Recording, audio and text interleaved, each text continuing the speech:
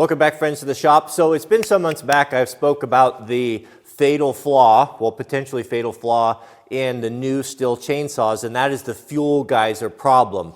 Last year alone, I think for the National Forest Service, there were 18 different incidents that were recorded of guys on the fire ground, wildland firefighters, turning those quarter-turn caps to fuel their saws, their warm saws, and having the fuel just shoot out like a geyser. Now, this is a serious problem if everything around you is burning, and it's really surprised me that STIHL hasn't addressed this issue. They pretty much have been, they haven't said anything about it. I think what it is I did a little research on this, and I found out there are some lawsuits pending against guys that have been, as far as I know, have been injured by this, and so I don't know if their legal counsel has told them just to say nothing, but it's a little bit disappointing when there's a documented known problem out there and they're not addressing it or owning it. So I don't know I really don't know any more about it than that. Fortunately, there is a solution, and I'm going to share that with you today, and I think we can kind of I think the inspiration for this came from our friends at NASCAR. Let me show you what's going on here. So a few years ago, STIHL changed the old, just the regular threaded fuel caps for these really elaborate quarter-turn caps, which are, I guess maybe they were supposed to have been done for convenience. What's happening is that when these saws are getting hot, there's pressure building up in the tank, and it doesn't take a whole lot of heat. And what guys are doing is that they're opening these to refuel, and as they turn this off, the pressure is so intense in the tank that it's blowing the cap off and spraying fuel all over everyone. That's just something that can't happen. Now, is that really a big deal if you're not on the fire ground, if you're just like a firewood cutter? Could be. I mean, if you get that in your eyes, that's a serious problem. What happens if you're an arborist and you're up in a tree and you get blinded? You know, I mean, it's just a terrible situation that needs to be addressed. So there were some efforts to change the O-ring and different things, and pretty much everyone's come up with nothing, no solution as far as the factory. Now, this isn't limited just to chainsaws or just to STIHL. I've heard that Huskies are having the same problem, as well as weed blowers, leaf blowers, and that's a big issue too for you East Coast guys, because a lot of guys, you know, in grassland and stuff use the leaf blowers for putting out fire as well. So it's across the board a huge problem. Here in my hands, I'm told, is the solution. Now, this is in beta. This is a prototype. They're not available yet, made by Motion Pro. And basically what it is it is a replacement cap and like racing car plunger style fuel system, like a quick use, you know, those big cans you see like on desert motorcycle racers and NASCAR where the fuel goes in really quickly, the no spill. Essentially what this is for a chainsaw. Now they sent this out. I'm working with them and helping them to prototype this and to use it and to give them feedback if there's any solutions. And I asked them if it would be okay if I shared it with you guys before it's released, because it is really interesting.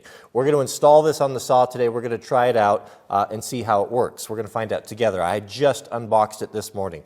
So what the system consists of is basically two pieces. You've got the part that's going to go in the saw itself, and then you've got the part that's going to go in your fuel tank. Now, on the wildland firefighting, and you guys are probably the same, you're going to fuel two different ways. You're either going to use like an MSR SIG bottle, the spun aluminum bottles, or you're going to use a Dolmar or typical can right here. So the system needs to feed both of these cans. I've installed this one right here, and you can see what you have here is you've got a self-venting tube that threads on just using the normal tank threads. And then this corresponds here with the portion that's going to go on the saw that we'll install here in a bit, and it's a plunger system. And so basically you line it up, you push it in, the fuel equalizes, and once you let go, there's no spill because of the spring action. When I first saw this online and the guys were asking me if I would take a look at it, I thought, good grief, could we overcomplicate something that should be so simple? I mean, how many years have we got by just perfectly fine with just a threaded cap on a saw? But it is what it is. I mean, this has become such a problem that there's a moratorium on the Forest Service. I don't think it's purchased a STIHL chainsaw for over a year now, if I got the right information. And the saws, I mean, those guys use those saws hard and they're wearing out. You can't keep them running forever. So this solution is very very welcome. So here we have this portion here. We'll just install this one, and then we'll come up close, and I'll put the other portion in the saw. So to use this, if I read the instructions right, we're just going to discard the SIG cap and install this right here. Yep, it matches up with these fuel bottles, and there we have it. Did I grab the cap? Let me grab the cap. There's a dust cap as well. One of my main gripes on this, or not gripes, but one of my suggestions to the guys over at Motion Pro was not having this cap tethered. So I'll show you an option that they came up with. So this is a dust cap right there. So basically you can go out into the field and you've got your SIG bottle. You can remove your dust cap and plunger it in. I can't push it in because I got fuel in there, and that will equalize, that will fill the saw without any spillage or without any of that geyser effect. So let's pull this apart, let's install it on the saw and see how it works. Here's a better look at the soda replacement cap here. So what we have here is man, this is beautifully machined. Look at the workmanship on that. The blue anodizing, it's got the clip in the back. You can easily take it apart without any tools. Lots of detail in this. This is a complicated little piece. Now, when I initially looked at this, I saw that there was a lock. You can see right there, there's a screw that says lock and unlock that, of course, corresponds with our scrunch tool. And I told the guys, I'm like, I do not want a gas cap that's going to take a tool to open when I'm working. That's the last thing I want. And he said, no, don't worry about it. The reason why they put that lock in there is because they had to, according to the FAA, for the smoke jumpers and heliTAC. The guys are going to take their saws into the aircraft. They have to have the ability to lock. So you do not need to use this. You can or you can't. It's got a nice, I guess the little clamp on there is just about right, where you can simply, to fuel up, it's actually easier than before. We can just flip that up, and there you have access. This is nothing more than just a dust cover. I mean, I guess you guy could take this off completely if you didn't want to use it, and just have this system right there ready to go. I personally am not going to do that because that's going to fill up with sawdust, and that's going to be kind of an intricate piece, and not having a compressor out in the field is going to be a problem. So I'll just leave that on. There's just no reason not to. Now to install this, we've got to unthread this blue portion here. So we have two pieces here, and we'll set that aside. Now this black piece is going to be separated, and we'll drop this in, lining up the tabs, and this is basically going to fit into, we're going to turn that into the factory holes, and then this is the keeper. Looks like we have a small, too big and a small, and that will press in there and lock that in. Okay, so that's providing us threads now for the fuel cap. And then we've got an O-ring on there. You can see that's going to have to seal against that. And make sure you press that up to the top and start this in here. Don't cross thread it. According to the instructions, they said be careful with that. Until this is tight. And if you look inside, you'll see that there is a cutout, or there's a space there that you can use your chainsaw tool to tighten that in there. So no tools required outside of what we're normally going to have on us as sawyers, right? So that is very clever. On the container side here, obviously pretty straightforward. There's a tube there. Now the tube I don't think is going to be, the fuel's not coming down that. That's just the vent. As you tip it upside down, it's going to run in there. Of course, there's two different models or options here. There's one to screw onto your SIG, and then there's one to screw onto your Dalmar, but basically the same thing. So you can see here with this installed, how this works is that that's going to compress that plunger, allow the fuel in there. The two fuels are going to equalize, and as you pull it out, it's self-sealing. I really like this because I have knocked over my fuel can so many times out using it, and then all the fuel runs out on the ground. This is completely sealed. There's no way that this can leak unless you compress that spring, right? I even asked the guys, I was like, it would be really cool to have a version of this on the back on the oil side as well. They said it won't work because the viscosity of the oil is too thick and it just takes forever for it to run in. So I was telling them, why don't you just strip out the guts of this and just have more of a free flow or a bigger port, and it would be cool to have them both ways. That way we have a can that is not going to leak, or we're not going to lose the cap. You know, it's going to be super nice. How cool would it be to have have a SIG with oil and a SIG with gas, with these automatic caps on there that are not going to leak no matter what. You could have them in your pocket. You could carry them on your faller's belt. Lots of different things. Here's the cap. So the cap, with the cap twisted, it can't come off until you squeeze these tabs and rotate it till it finds that detent deal, and then it'll come off.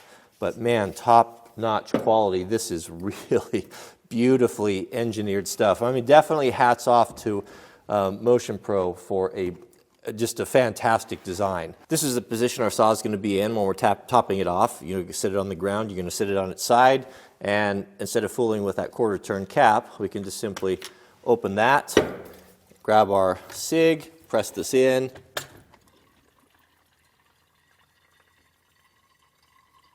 I think you said about 8 seconds for it to equalize. Right there, that's it. Fueling complete. Now you're going to see there's a little bit of headspace there for air. Some guys were griping about that. Some of the firefighters, they wanted to fill their tank up, but according to STIHL, you're supposed to leave that airspace in there for expansion. So that's within spec. That's the way it's designed to be. Close the cap, and we're done. No more vapor lock. You don't have to fool around with caps. You don't have to fool around with anything. If you want to just top the saw off, I've even heard, and I don't know that they're recommending this, but you can fuel the saw when it's running if you want to just top off really quick and no spill. One concern I have about this system is, about redundancy. I mean, you got to, when you, some of those kids that you get on the fire ground that may be their first or second season that just are fresh out of Sawyer school, I mean, it's got to be idiot-proof. I mean, not to say that they're idiots, but a lot of them are not going to have a lot of experience, and this could be confusing. If you were to lose the fill system, right? Let's say there's an emergency. I don't know. I can't foresee everything, but just things can't come up, and I have to absolutely have this saw, and I don't have. Can I fill it without the special applicator? That would be something that would be really important. I'm assuming you can. So let's say you run into that situation. Can we push the plunger down with the tool, provided tool, and fill it? And we can. So well, now it's locked shut. Okay, so you can lock it open. Oh, okay, maybe that was designed in. So if you take your tool, push it in, and you turn it clockwise, it does lock open. That if you needed to drain the tank, you could just pour it open. Now we just basically have an open passage. Okay, that's probably the way they designed it. That's interesting. So that's not an issue. If you do lose the applicator, you can still fill it. I'm at a complete loss for this lock system, though. I mean, am I doing something wrong? I mean, I actually know my way around saws pretty good, and if I can't figure it out, I don't know what hope there is for someone that hasn't got a lot of time with saws. Is mine just not functioning, or, I mean, I'm pushing, I'm wiggling. It just doesn't make any sense. I'm trying to understand how the lock mechanism works. I don't know. Camera's running. I'm out of time. We'll have to follow up on this. I don't know what the deal is with that, but mine doesn't. I can't figure it out. So that is basically it, guys. The Soder fuel system. I thought you might get a kick out of seeing that before everyone else. Now remember, this is a beta. This is prototype. It is not available yet, and I don't know what the final is going to look like. I asked the guys over at Motion Pro what this is going to cost. They said it'd be under $100 for the pair. So a filler, whichever your choice is. So the price hasn't really been established. I know they've been working with the USFS on developing this. I was told that some of the STIHL engineers actually have been over looking at it as well. So who knows what this is going to be? Will they adapt it? Will they come from the factory with this? I just don't know. It's a neat system. It is. I wish you could see it and hold it. The quality and just the build and just the thought that went into it is really nice. I love Motion Pro stuff. I have a whole toolbox full of their stuff. They make a lot of stuff for motorcycles. I have their bead buddies for changing tires. I have their chain breakers. So I'm very familiar with the company, and it's just top notch. It was really fun. I spoke with the engineer that's in charge of designing this and just kind of hitting some things around, and I told him it's beautiful. Just the design to be able to service it in the field, the ability to fill it without needing any special tools. I mean, everything's pretty well been thought of. I guess the negative side of this is the things that immediately come to mind are, it's just another expense, another extra $100, which is, not a big deal for the wildland firefighter because he's going to be provided this tool, but it comes at an expense to taxpayers. It's a shame on STIHL, really. I mean, to be honest, not to come up with a system or a simpler cap system where a third party isn't forced to come up with a solution, right? But if they're not going to do it, that's the great thing about America is somebody will step up and figure out a way.